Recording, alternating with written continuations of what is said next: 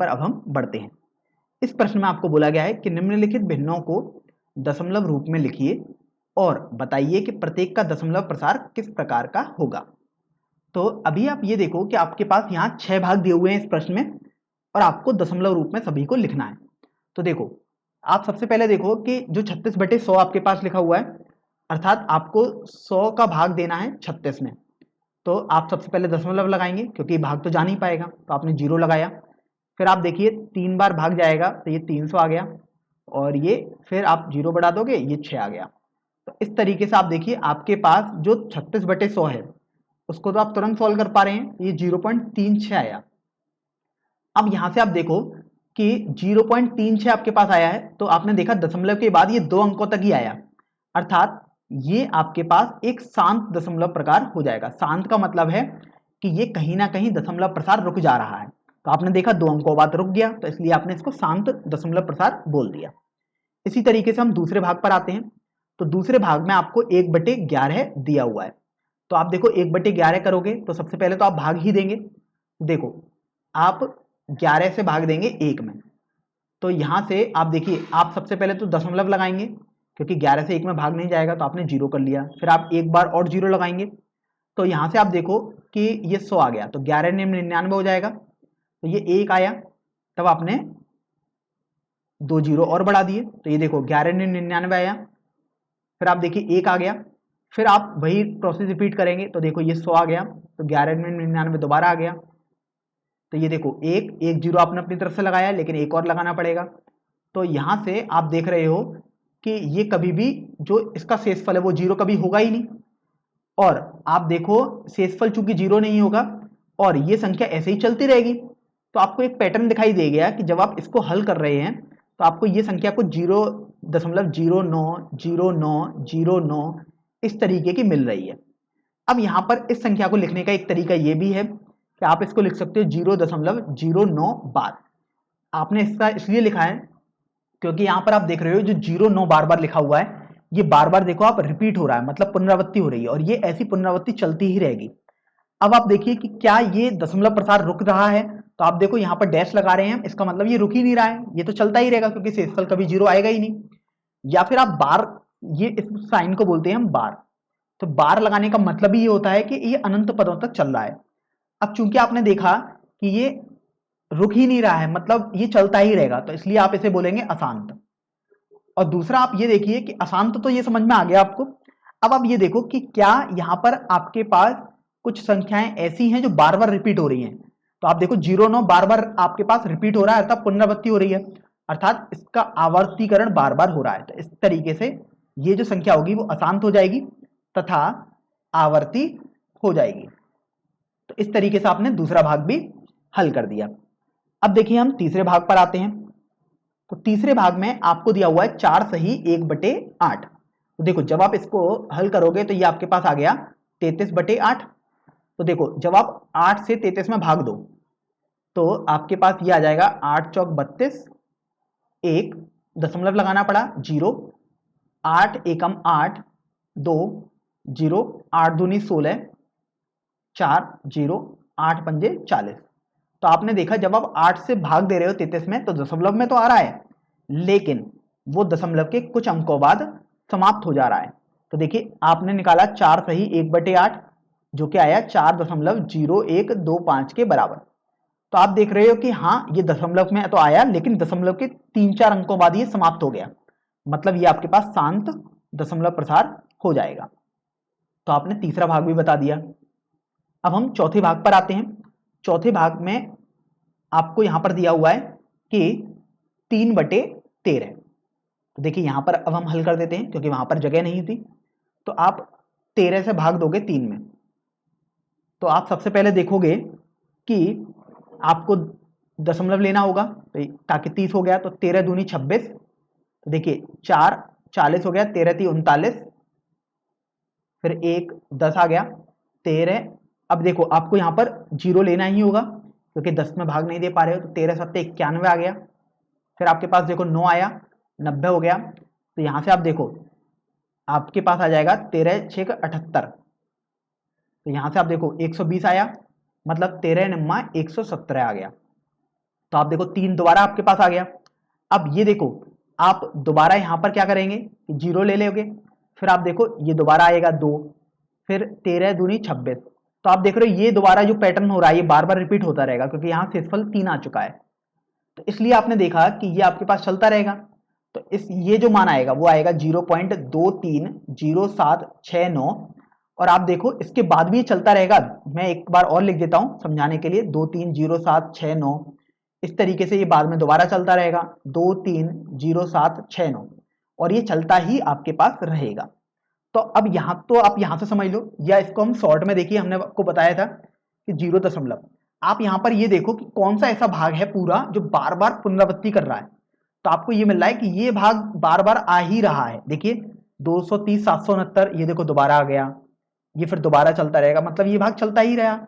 तो इसका मतलब आप इसी वाले भाग पर बार मतलब एक लंबा सा लाइन बना देंगे। तो इस तरीके से आपको ये समझ में आ गया कि ये बार बना हुआ है, अर्थात ये अनंत पदों तक चल रहा है, मतलब ये अशांत है, क्योंकि दशमलव के बाद कहीं खत्म ही नहीं हो रहा। अब अशांत के बाद देखो कि आपने ये भी देखा कि कुछ भाग ऐसा है जो बार बार पुनरावृत्ति कर ही रहा है, इसलिए आप बोलेंगे कि यह जो भाग है वो अशांत तथा आवर्ती हो जाएगा।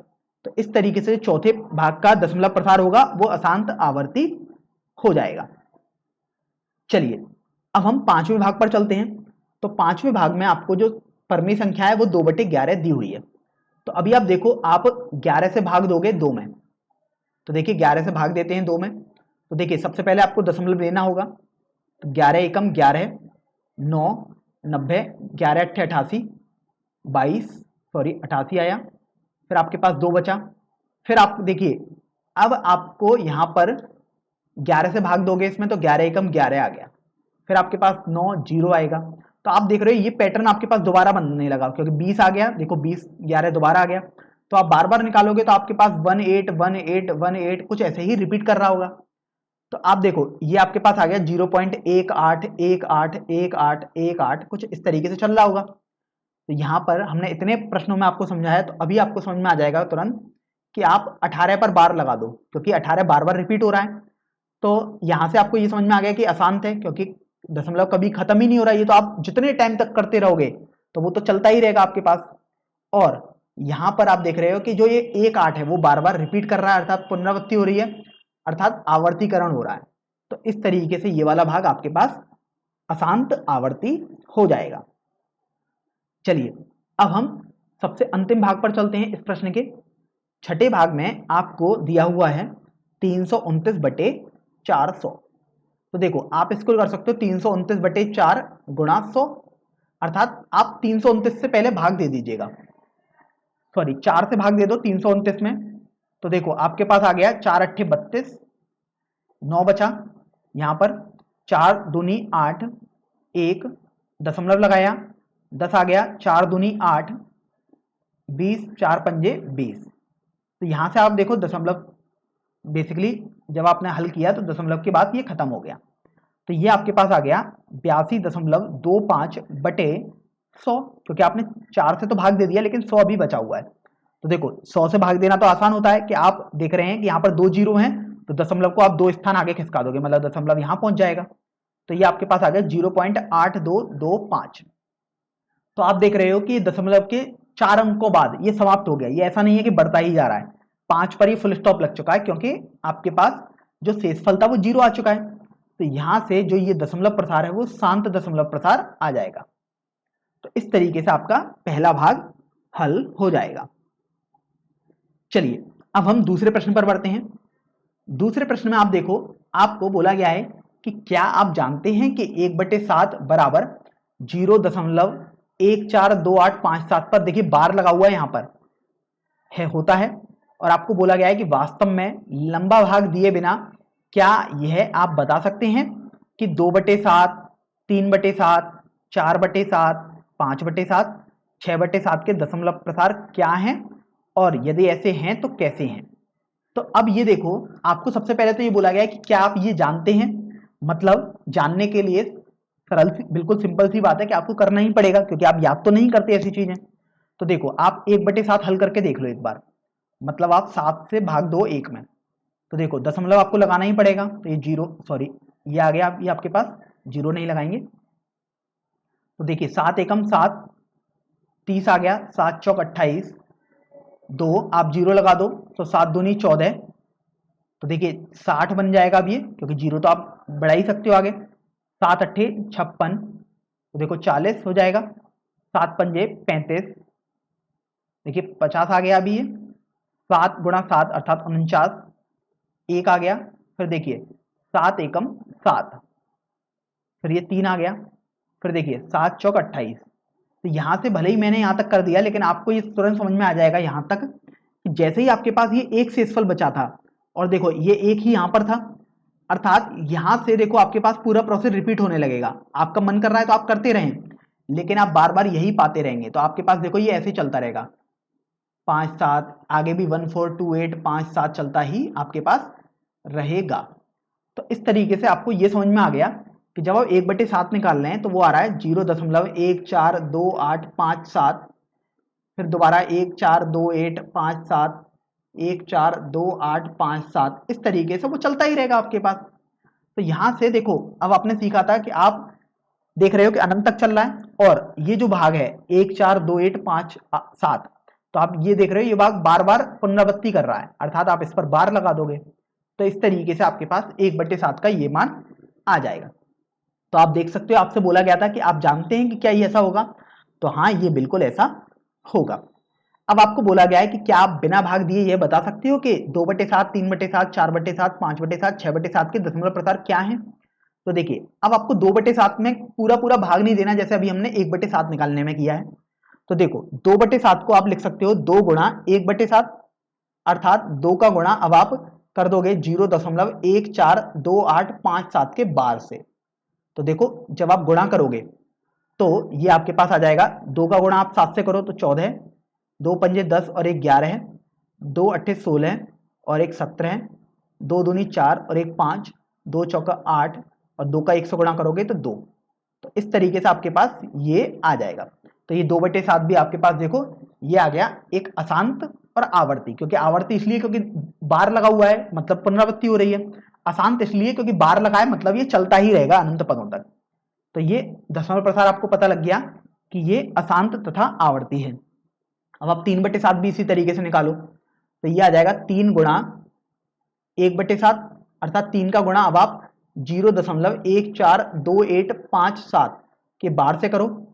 तो देखिए सबसे पहले आप जैसे नॉर्मल गुणा करते हैं वैसे ही करेंगे, तो आप बार को अभी भूल जाओ, आप बस बेसिकली इस संख्या में गुणा करो, तो आपके पास ये आ जाएगा 1 7 5 8 2 4। तो इस तरीके से आपका ये आ गया। अब आप इस पर बार लगा दो, तो ये भी आप देखो बार लगा हुआ है, अर्थात पुनरावृत्ति भी हो रही है, अनंत पदों तक चल रहा है, अर्थात ये भी अशांत अनावर्ती हो जाएगा, सॉरी अशांत आवर्ती हो जाएगा। अब 4/7 करते हैं तो 4 गुणा 1/7 हो जाएगा, तो 4 का गुणा अब आप 0.142857 से कर दो। तो बार जो है आप बार को तो अभी हटा दो, बेसिकली बार को हम बाद में लगा देंगे, 4 का गुणा बेसिकली आप इससे कर दो जो आपके पास लिखा हुआ है दशमलव में। तो ये आपके पास आ जाएगा 4 सत्ते 28, 2 4 1 7 5 0। तो इस तरीके से आप देखो ये 4/7 आ गया, ये भी एक अशांत आवर्ती प्रसार आया है। अब आप 5/7 निकालते हैं, तो 5/7 5 गुणा 1/7 हो जाएगा, अर्थात 5 का गुणा अब आपको 0.142857 से करना होगा। तो अभी आप देखो अगर आप 5 का गुणा इससे करोगे तो आपके पास आ जाएगा 5 गुणा 7 मतलब 35, 3 हासिल के 8 2 4 1 7। तो ये आपके पास 5/7 आ गया। ये भी आप देखो बार लगा हुआ है मतलब अनंत पदों तक है, अर्थात अशांत है और पुनरावृत्ति हो रही है, इसलिए आप आवर्ती बोल देंगे, तो अशांत आवर्ती हो जाएगा। इसी तरीके से आप 6/7 भी निकालेंगे अंत में, तो देखिए 6 गुणा 1/7 करोगे तो 6 गुणा ये आ जाएगा 0.142857 का बार। तो आप यहां से देखो कि जब आप भाग गुणा करोगे अभी 6 का, तो ये आपके पास आ जाएगा 6 सत्ते 42, 2 4 1 7 5 8। तो ये आपके पास 6/7 आ गया। तो आप देखिए प्रश्न में आपको बोला गया कि क्या आप लंबा भाग दिए बता सकते हैं क्या इसके दशमलव प्रसार कैसे होंगे? तो देखिए आपने भाग नहीं दिया, यहां पर आपने 1/7 जो आया था बस उसका यूज किया है।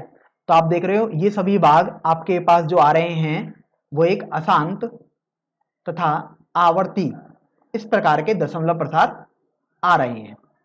तो देखिए ये भाग तो आपने पता कर लिया। फिर आपसे बोला गया है कि आपको ये भी बताना है कि यदि हाँ आप बता सकते हैं तो कैसे। तो देखिए आपने यहाँ पर ये बता भी दिया कि आप 2/7 को 2 गुणा 1/7 लिख रहे हैं। अब चूंकि यहाँ पर देखो 1/7 ही आवर्ती है तो आप उसमें गुणा भी करोगे तो आवर्ती ही आपके पास आएगा। तो इस तरीके से आपने इस प्रश्न को भी हल कर दिया है। तो देखिए अब हम प्रश्न संख्या 3 पर आते हैं। इस प्रश्न संख्या 3 में आपको बोला गया है कि निम्नलिखित को P/Q के रूप में व्यक्त कीजिए जहां P और Q पूर्णांक हैं तथा Q 0 नहीं है। तो आप देखो आपके पास 3 भाग दिए हुए हैं। तो यहां से सबसे पहले तो अभी हम इससे थोड़ा अगर सीखें तो ये P/Q रूप में व्यक्त करना है। P और Q पूर्णांक है और Q 0 नहीं है। तो ये तो बेसिकली आपके पास परमेय संख्या की भाषा होती थी कि परमेय संख्या को हम P/Q के रूप में व्यक्त कर सकते हैं जहां P और Q पूर्णांक होते हैं और Q 0 नहीं होता है। इसका मतलब ये हुआ कि ये तीनों संख्याएं जो आपके पास हैं वो परमेय संख्याएं हैं। तो देखिए जब हम इसको हल करेंगे P/Q के रूप में तो आप समझ ही जाएंगे अगर P/Q के रूप में लिख पा रहे हैं अर्थात परमेय संख्याएं। और वैसे भी आपको ध्यान रखना होता है कि यहां पर मैं कुछ कॉन्सेप्ट लिख देता हूं कि यदि आपके पास शांत दशमलव प्रसार होता है तो वो एक परमेय संख्या का उदाहरण होता है, और यदि आपके पास अशांत तथा आवर्ती दशमलव प्रसार कुछ है तो वो भी आप परमेय संख्या ही बोलते हैं। तो अशांत तथा आवर्ती अगर दशमलव प्रसार आ रहा है तो वो भी एक परमेय संख्या का उदाहरण होता है। तो आप देखो आप तीनों भागों में देख सकते हैं आपके पास अशांत है क्योंकि बार लगा हुआ है, इसका मतलब वो अनंत तक चल रहा है। बार का मतलब ये हो रहा है कि वो बार बार रिपीट हो रहा है। आवर्ती भी हो गया, इसलिए परमेय संख्या तो है। अब हम इनको हल करते हैं कि आखिर कैसे इनको P/Q के रूप में लिखा जाता है। तो देखिए 0.6 बार को आपसे बोला गया है तो आप सबसे पहले इसको x के बराबर मान लीजिएगा। तो आपने x मान लिया 0.6 बार। तो बेसिकली आपको x का मान निकालना है P/Q के रूप में। तो यहां से आप देखो अगर हम इसको बार हटाएं तो आपके पास ये आ जाएगा 0.66666, ये चलता ही रहेगा। और ये मैं ऐसा इसलिए लिख पा रहा हूं क्योंकि 6 पर बार लिखा हुआ है तो मुझे ये समझ में आ गया कि 6 बार बार रिपीट हो रहा है तो आपने 6 बार बार पुनरावृत्ति करा दी। अब इस प्रश्न में आपको यह ध्यान रखना होता है जब भी ऐसे प्रश्न आएंगे आपको पास तो आप दशमलव में बिल्कुल ऐसा ही आपके पास बनना चाहिए, आप ऐसा ध्यान रखते हैं। तो देखो यदि मैं इसको अगर समीकरण संख्या 1 मान लूं तो समीकरण 1 में 10 का गुणा कर दूं तो आपके पास आ गया 10x बराबर यह आ जाएगा 6.66666 और ये चलता रहेगा।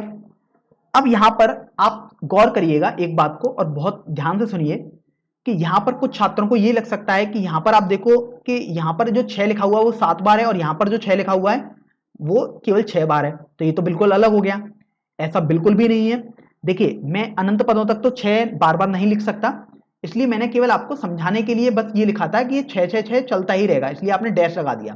तो इसका मतलब ये हुआ कि यहां पर भी ये चलता ही रहेगा, आप चाहे जितनी बार भी लिखें। तो आप कभी भी ये ना सोचें कि ये दशमलव के बाद वाला भाग आपका अलग हो चुका है, ये बिल्कुल सेम है। जैसा x में लिखा हुआ है वैसा ही अब ये 10x में आपको दिखाई दे रहा है। आपको देखने में अलग लगेगा, ये मैं आपसे बार बार बोल रहा हूं, लेकिन ये अलग नहीं है, बिल्कुल सेम है क्योंकि दशमलव के बाद तो चलता ही रहेगा ये तो अब आप देखो समीकरण 2 में से अगर आप समीकरण 1 को घटा दें तो यहां से समीकरण 2 में से हम समीकरण 1 को घटा देते हैं। तो देखो आपके पास आ जाएगा 10x में से x घटाओगे तो 9x आ गया बराबर। अब देखो दशमलव के बाद इसमें और पहले समीकरण में बराबर ही है तो दशमलव के बाद तो कुछ नहीं बचा, मतलब 0 बचा।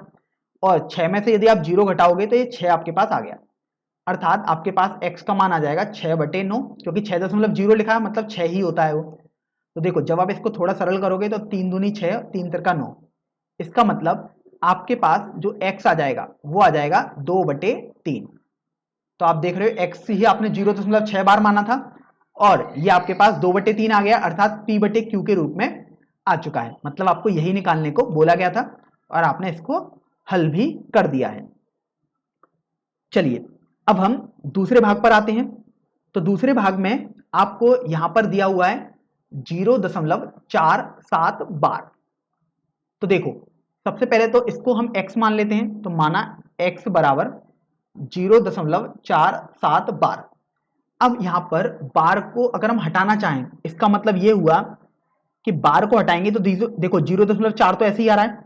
अब 7 पर आप देख रहे हो बार लगा हुआ है केवल 7 बार, इसका मतलब केवल 7 बार बार आ रहा होगा। तो देखिए 7 7 7 7 7।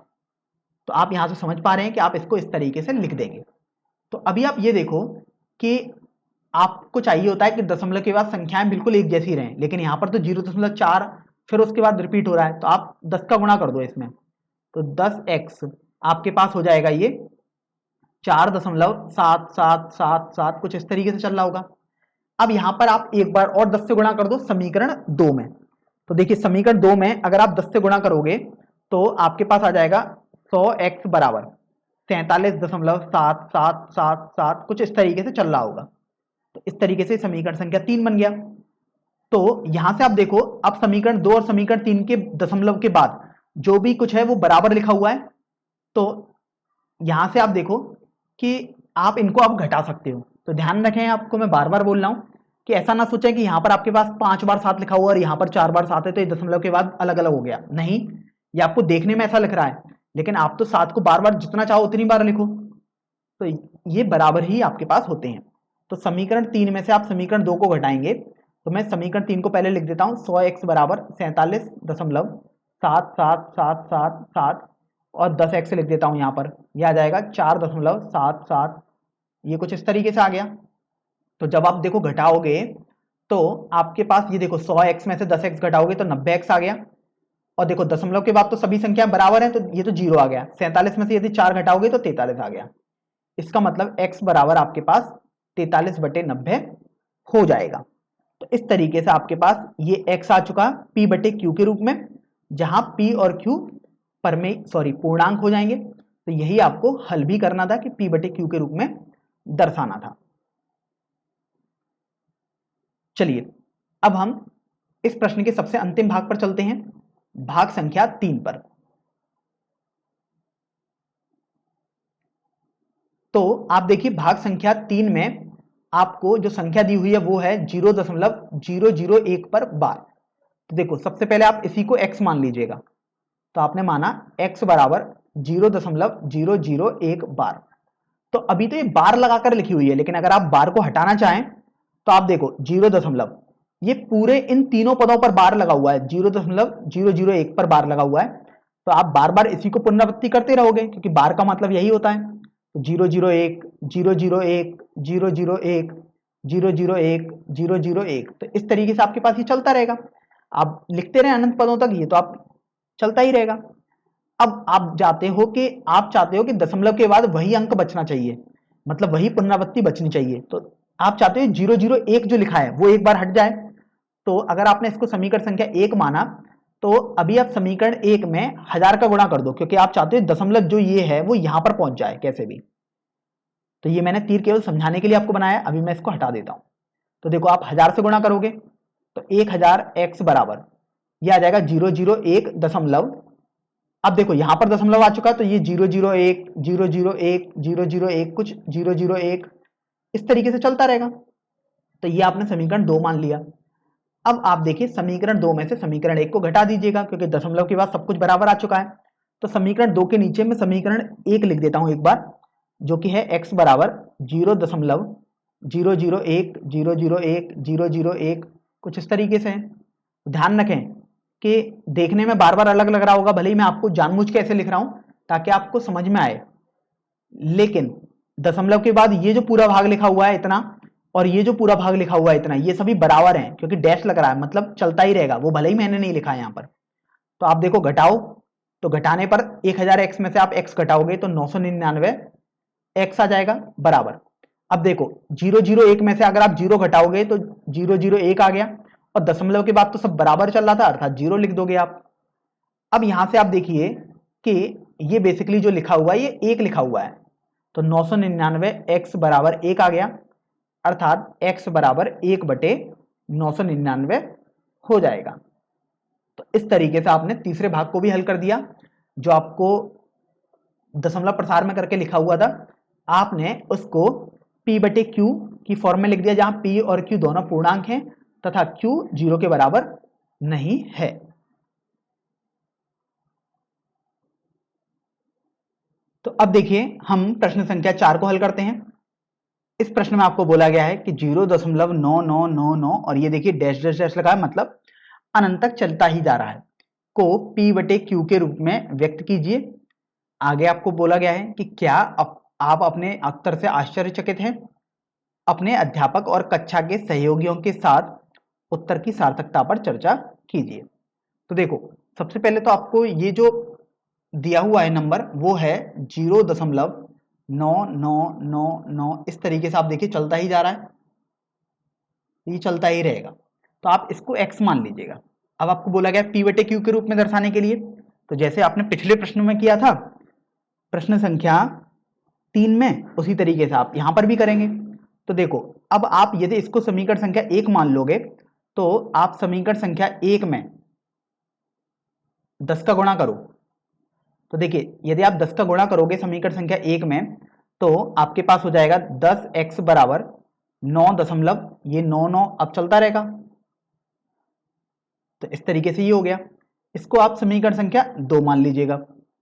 तो देखो, अभी आप समीकरण संख्या 2 में से समीकरण संख्या 1 घटाओगे, तो मैं समीकरण संख्या 1 को इसके नीचे लिख देता हूं, 0.99, इस तरीके से चलता ही रहेगा। तो आप देखो दशमलव के बाद दोनों में समान अवयव आ रहे हैं, तो देखिए अगर आप घटाओगे तो 10 में से x जाएंगे तो 9x बचा, और यहां पर देखो 9 दशमलव, अब दशमलव के बाद तो सब कुछ बराबर है अर्थात 0 बचा, तो ये 9.0 तो बेसिकली 9 होता है, तो x का मान आपके पास 9 बटे 9 आ जाएगा अर्थात 1 आ जाएगा। तो आप यहां पर ये देखो कि x तो आपके पास 0.99 ऐसे करके था, मतलब चलता ही जा रहा था, और वो आपने x का मान यदि हल किया P बटे Q के रूप में तो वो 1 आया। इसका मतलब ये हुआ कि 0.9 बार या 0.999 ये जो आप लिख रहे हैं ये सभी 1 के बराबर ही होगा, अर्थात आप इसलिए ऐसा कह पा रहे हो क्योंकि देखो इसका मतलब ये हुआ कि अगर आप इससे थोड़ी सी भी बड़ी संख्या लिखोगे तो तुरंत 1 आ जाएगी। इसका मतलब ये आपके पास बेसिकली 1 के अप्रोक्सीमेट होगा, या आप बोल सकते हैं 1 और 0.9 बार जो आपको प्रश्न में दिया है उसके बीच में बिल्कुल भी अंतर बेसिकली नहीं होगा, क्योंकि अगर आप इससे थोड़ी सी भी जस्ट बड़ी संख्या लिखोगे तो वो 1 के बराबर ही आएगी। इसलिए आप समझ सकते हैं कि x का मान आपके पास 1 आया है। चलिए अब हम प्रश्न संख्या 5 पर बढ़ते हैं। अब प्रश्न संख्या 5 को यदि आप पढ़ेंगे तो आपको बोला गया है कि 1/17 के दशमलव प्रसार में अंकों के पुनरावृत्ति खंड में अंकों की अधिकतम संख्या क्या हो सकती है। आगे आपको बोला गया है कि अपने उत्तर की जांच करने के लिए विभाजन क्रिया कीजिए। तो देखो सबसे पहले तो आप ये ध्यान रखो, आपको 1/17 निकालना है। अब चूंकि यहां पर हर में 17 है, मतलब आप समझिए कि अगर आप 1/17 का दशमलव प्रसार करोगे तो उसमें अधिकतम जो अंक आएंगे दशमलव के बाद जो बार बार पुनरावृत्ति कर रहे होंगे वो अधिकतम 16 ही आ सकते हैं। तो इसलिए आपने लिख दिया 1/17 के दशमलव प्रसार में पुनरावृत्ति खंड में अधिकतम अंक 16 आएंगे, तो आपने बराबर 16 करके लिख दिया। अब आप इसका मतलब समझ लीजिएगा, देखिए यहां पर ये अधिकतम अंक लिखा हुआ है, इसका मतलब ये हुआ कि हो सकता है पुनरावृत्ति 2 अंक बाद ही होने लगे, हो सकता है 3 अंक बाद भी होने लगे, हो सकता है 10 अंक बाद भी होने लगे, लेकिन अधिकतम अंक जो पुनरावृत्ति में आएंगे वो 16 ही होंगे। कभी भी ऐसा नहीं होगा कि 17 या 18 अंकों की पुनरावृत्ति हो गई, ये आपको बेसिकली ध्यान रखना है। अब आपको बोला गया है कि आप अपने उत्तर की जांच करिए, तो देखिए आप 1/17 निकालोगे, अर्थात अब आप 17 से भाग दोगे 1 में, तो देखिए सबसे पहले तो आप दशमलव लगाओगे तो आपके पास 10 आ जाएगा, फिर भी आप भाग नहीं दे सकते तो आप 0 लगाओगे, तो देखिए आपके पास ये 100 आ गया। तो देखो 17 पंजे 85, ये 15 हो गया, तो ये आपने 0 एक तरफ से बढ़ाया, तो यहां से आप देखिए 17 गुणा 8 136 हो गया, तो सॉरी 17 गुणा 8 आपके पास 136 हो गया। तो ये देखो 140 बन गया अब दोबारा। तो 17 गुणा 8 दोबारा आ जाएगा 136। तो देखो फिर आपके पास 4 अर्थात 40 बन जाएगा। तो 17 दूनी 34 आ गया। तो ये 60 आ गया। तो 17 × 51 आ गया। तो देखो ये 9 आ गया, मतलब 90 बन गया। फिर आप देख रहे हो 17 पंजे 85 दोबारा आ गया। तो देखो ये 5 आ गया, 50 आ गया। फिर 17 दूनी 34 आपने किया तो 160 आ जाएगा दोबारा, क्योंकि 16 बचा तो आपको जीरो करना ही पड़ेगा। तो फिर आप देखो 17 अट्ठे 136 होते हैं और 17 नम्मा 153 होते हैं, अर्थात 153 आ गया। तो देखो 7 मतलब 70 बन गया। फिर 17 चौका 68 आ जाएगा आपके पास। तो देखो 20 आ गया। तो 17 से जब आप 20 में भाग देंगे तो वो एक बार जाएगा, तो आपने यहाँ पर 1 लिख दिया और यहाँ 17 हो जाएगा। तो देखो 30 बन गया। अब 17 एकम 17 हो जाएगा, तो मतलब आपने एक बार बेसिकली भाग दिया है। तो अब आप ये देखो कि यहाँ पर ये 130 बना। तो 130 यदि बना है तो इसका मतलब 17 से जब आप 130 में भाग दोगे तो 17 सत्ते 119 हो जाएगा। तो अभी आप देखो 110 बच गया आपके पास। फिर आप देख रहे हैं कि 17 से यदि आप 110 में भाग देंगे तो 17 गुणा 6 102 होता है। तो आपके पास बचेगा 8, तो आपको जीरो बनाना पड़ेगा आगे। फिर आप देखिए 17 से यदि आप 80 में भाग देंगे तो 17 चौका 68 आप जानते हैं। तो इस तरीके से आपने 4 बार भाग दिया तो 68 बनेगा। फिर आपके पास 120 आ गया। तो देखो अब आप 120 में भाग देंगे तो 17 छिक्का 102 और 17 सत्ते 119 आपके पास आ जाएगा। फिर आपके पास देखिए एक शेष बच गया। फिर आपको यदि लिखना होगा तो आप एक जीरो तो बढ़ा सकते थे, लेकिन एक जीरो बढ़ाने के लिए आपको दोबारा एक जीरो यहां पर लगाना पड़ेगा। तो अब आप यहां से ये देखो कि जैसे ही आपको एक मिला, या आप बोल सकते हो 100, क्योंकि आपने जीरो बढ़ाया था। तो आप देखो यहां पर भी आपको एक जैसी मिला शेषफल। इसका मतलब ये हुआ कि ये जो पूरा प्रोसेस जो आपने इतना लंबा किया है, आप देख सकते हो ये जो इतना लंबा आपने प्रोसेस किया है वो पूरा प्रोसेस बाद में दोबारा चलता ही रहेगा आपके पास, इसके नीचे भी। इसका तात्पर्य यह हुआ कि आपके पास ये जो संख्या होगी ये बार बार चलती ही रहेगी।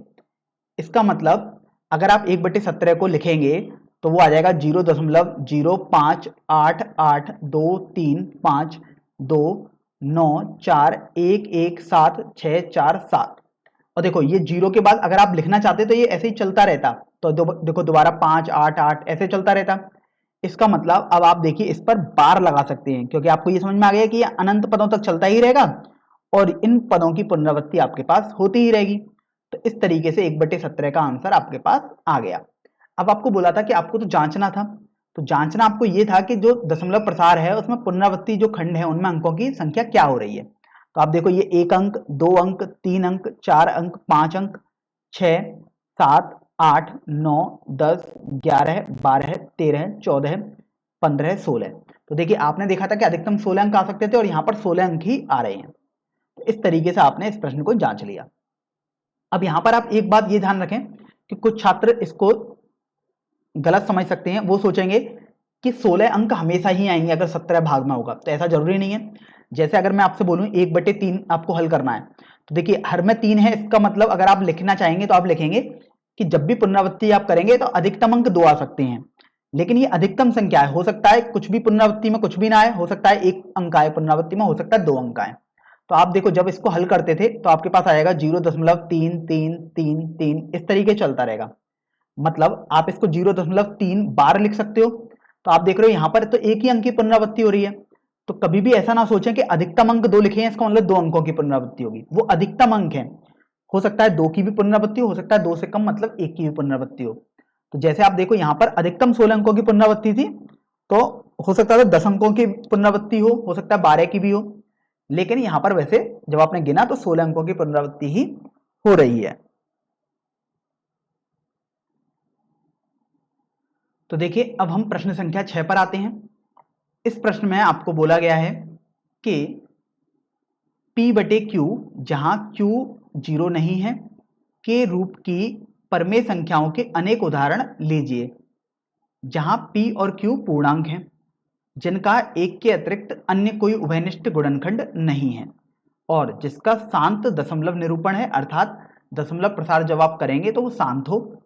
आपको आगे बोला गया है कि क्या आप यह अनुमान लगा सकते हैं कि Q को कौन सा गुण अवश्य संतुष्ट करना चाहिए।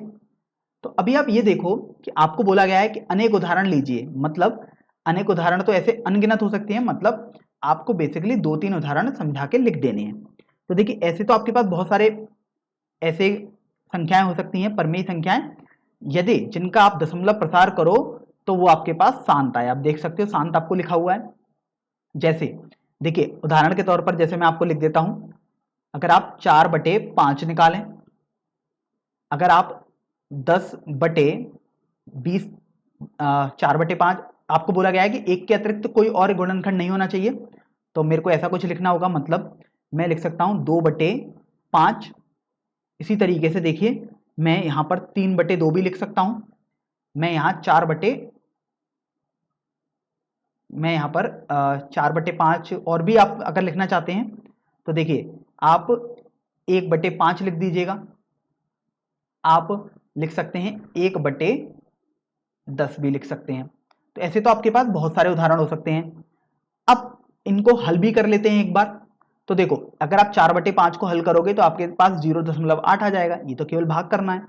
2/5 करोगे तो ये 0.4 आएगा, ये भी भाग ही करना है।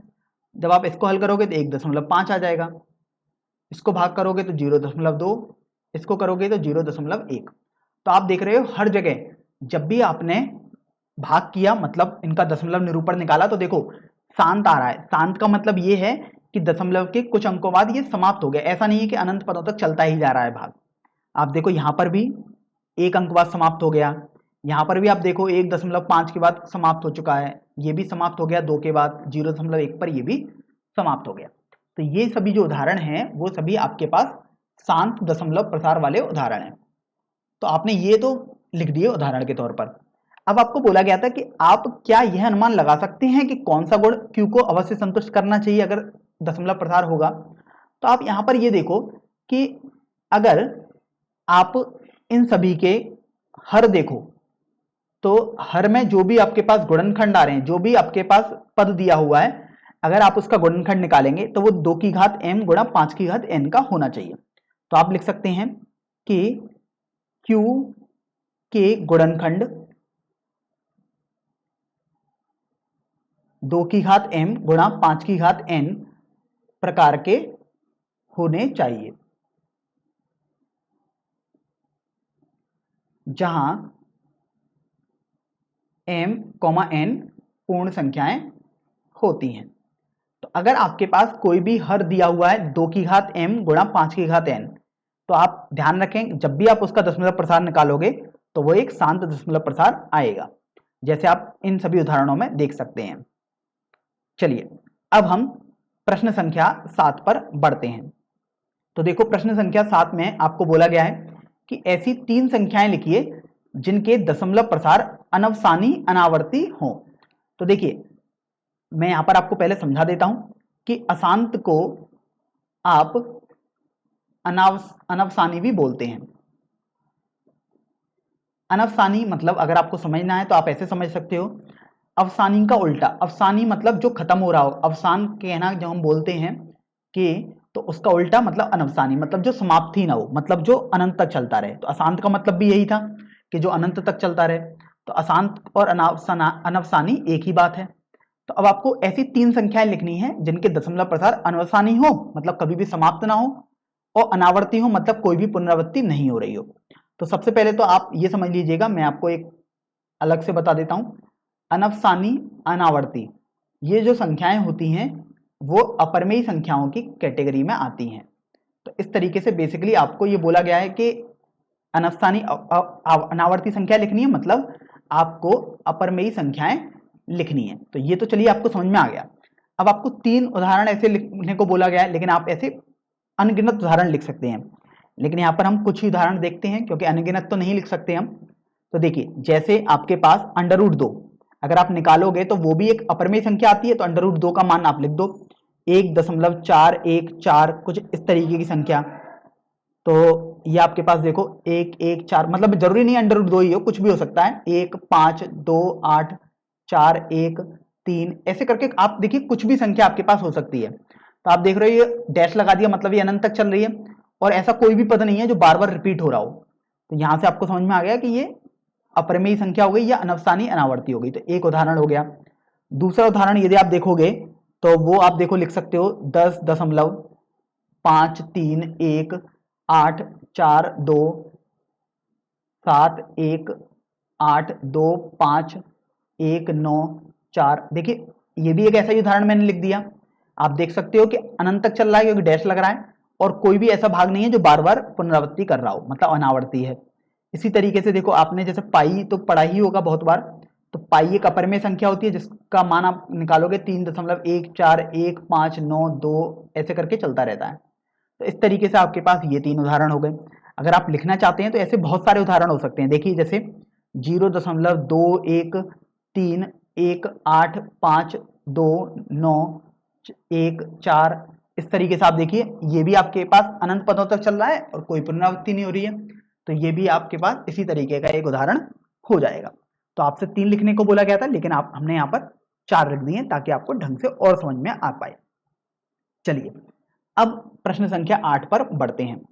तो देखो प्रश्न संख्या 8 में आपको बोला गया है कि परमेय संख्याओं 5/7 और 9/11 के बीच की 3 अलग अलग अपरमेय संख्याएं ज्ञात कीजिए। तो देखिए परमेय संख्या लिखना तो आपने सीख लिया है पहले ही, अब आपको अपरमेय संख्या ज्ञात करनी है। तो देखो अपरमेय संख्या की आप प्रॉपर्टी जानते हैं। ये संख्याएं ऐसी संख्याएं होती हैं जो अशांत हो, मतलब कभी भी समाप्त ना हो, तथा कभी भी उनमें कोई पुनरावृत्ति नहीं आ रही हो, मतलब अनावर्ती हो। तो ये अपरमेय संख्याओं की परिभाषा है। अब ध्यान रखो ऐसी तो आप अनगिनत उदाहरण लिख सकते थे लेकिन आपसे बोला गया 5/7 और 9/11 के बीच में। तो आप 5/7 को पहले एक बार हल करके थोड़ा सा देख लो कि आखिर किस तरीके का मान आ रहा है। तो जब आप इसको निकालोगे तो ये आएगा 0.714825 इस तरीके से चल रहा है। तो अब आप यहां से देखो कि 5/7 जो आया है वो आपके पास इस तरीके का आया है, या इसको अगर आप थोड़ा सरल करके लिखना चाहो तो आप लिख सकते हो 71482 तो इस पर बार लगा दोगे क्योंकि आप देखो ये अनंत तक चल रहा है और ये जो भाग है इतना भाग ये बार बार देखो रिपीट ही करता जा रहा है, तो इसलिए आपने बार लगा दिया इसी पर। अब बारी आती है 9/11 को भी आप एक बार हल करके देखोगे। तो 9/11 को यदि आप निकालना चाहोगे तो ये आपके पास देखिए आ जाएगा 0.818181, मतलब आपको समझ में आ गया कि ये आपके पास अनंत तक चल रहा है क्योंकि देखो डैश लग रहा है बार बार, और 8 एक ऐसा भाग है देखिए अब बार बार रिपीट हो रहा है आपके पास, मतलब पुनरावृत्ति हो रही है इसकी, तो आपने 8 पर बार लगा दिया। तो अभी आप ये देखो कि आपको इसके बीच में और इसके बीच में 3 अलग अलग अपरमेय संख्या लिखनी है। और अपरमेय संख्या की परिभाषा तो आप जानते हैं कि अशांत होती है और अनावर्ती होती है, मतलब अनंत तक चलती रहे, मतलब डैश आपको लगाना ही है।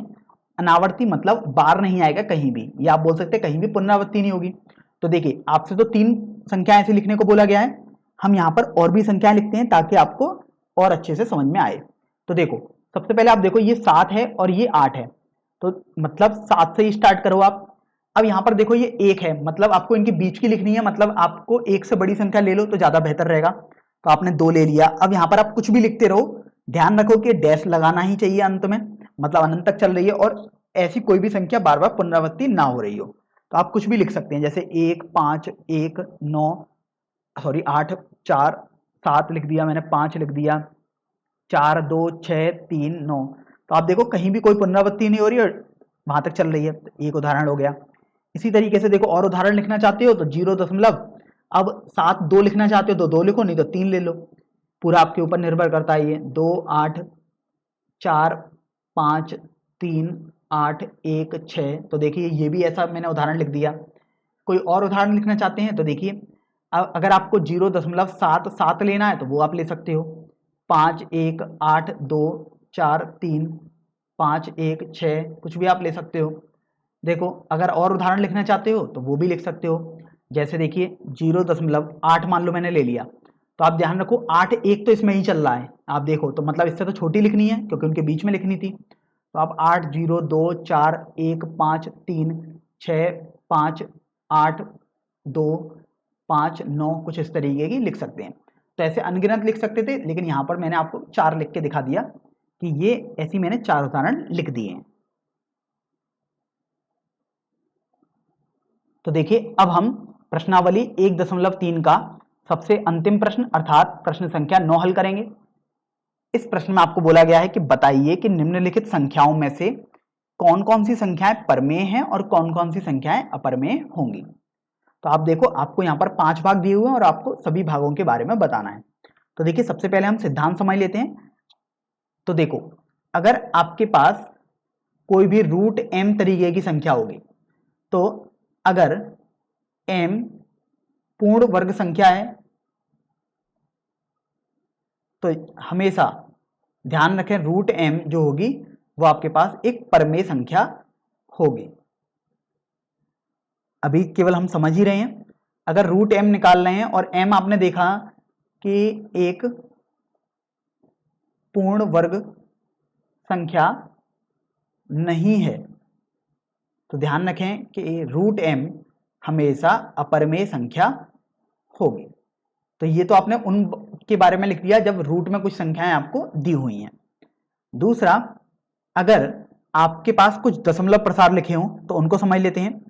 अगर शांत दशमलव प्रसार लिखा हुआ है, शांत दशमलव प्रसार का मतलब यह है कि दशमलव के बाद वो अनंत पदों तक नहीं जा रहा है, कहीं ना कहीं वो समाप्त हो गया या शांत हो गया, तो शांत दशमलव प्रसार हमेशा एक परमेय संख्या का उदाहरण होता है।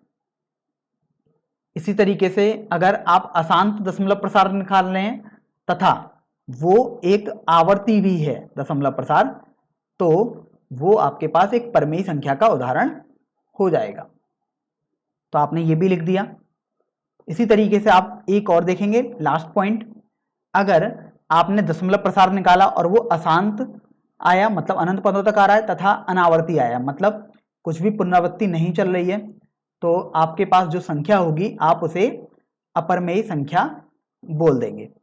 तो देखिए ये जो हमने आपको 5 पॉइंट दिखाए हैं, इन 5 पॉइंट्स को आप बिल्कुल कंठस्थ करें, ये काफी इंपॉर्टेंट हैं, ये आगे की कक्षाओं में भी आपको काफी लाभ देंगे।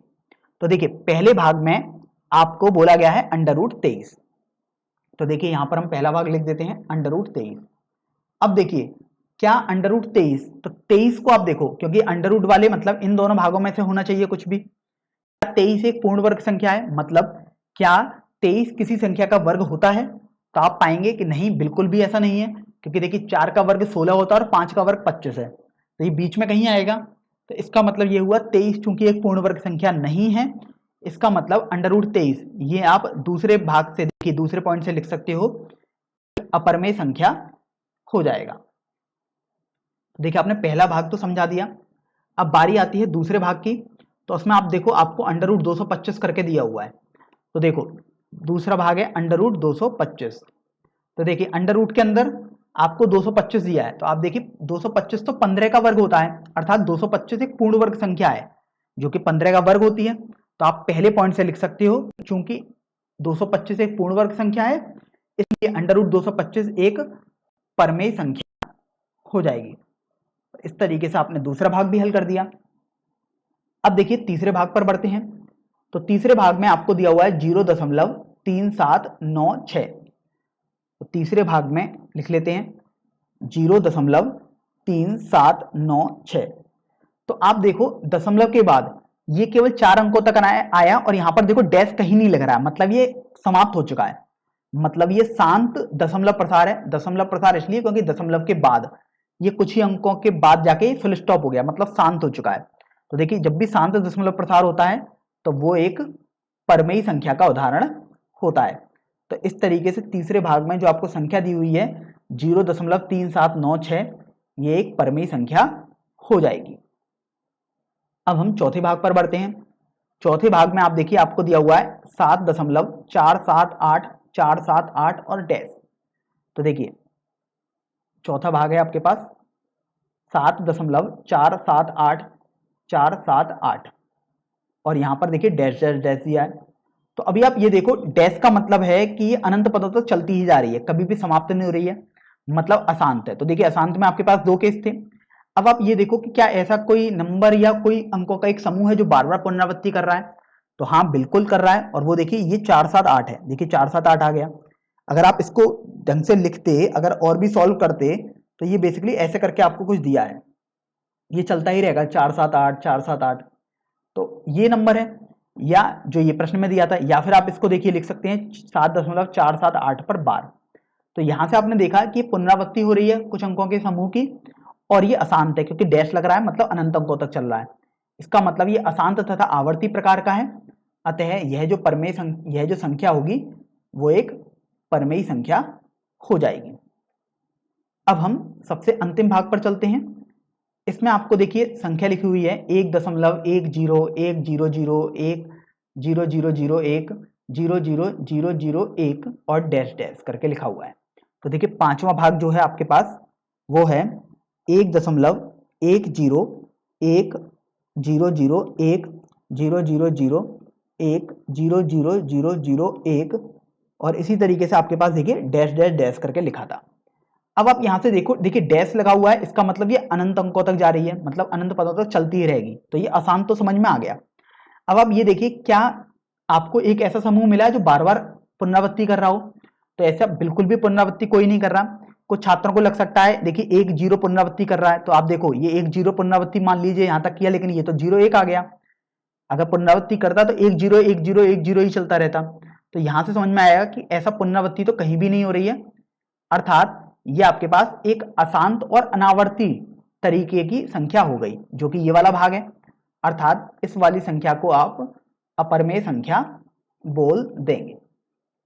तो इस तरीके से आपने संख्याओं को अपरमेय संख्या और परमेय संख्या पहचानना सीख लिया है।